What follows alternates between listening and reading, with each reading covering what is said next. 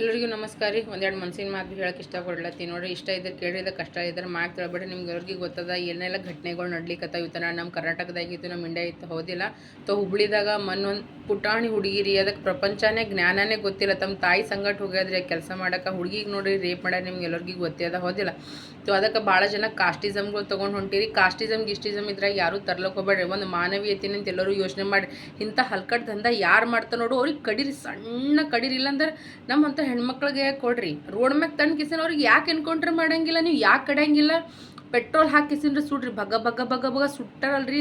ಅವು ಏನು ಬೇರೆ ಮಾಡ್ಬೇಕಂತ ಯೋಚನೆ ಇರ್ತದೆ ನೋಡ್ರಿ. ಅವ್ರನ್ನೂ ಕುಂಡಿ ಬಾಯಿ ಎಲ್ಲ ತುಣ್ಣಿ ಎಲ್ಲ ಮುಚ್ಕೊಂಡು ಕಿಸಿಂದ ಕುಂತು ಬಿಡ್ಬೇಕ್ರಿ. ನಾ ಹಿಂಗೆ ಅಲ್ಲ ತಿನ್ನತ್ ನೀವು ತಪ್ಪರೆ ತಿಳ್ಕೊರಿ, ನೀವು ಏನು ಭೀ ತಿಳ್ಕೊನಂಗೆ ಅದರಿಂದ ಬಿಲ್ಕುಲ್ ಪ್ರಾಬ್ಲಮ್ ಇಲ್ಲ.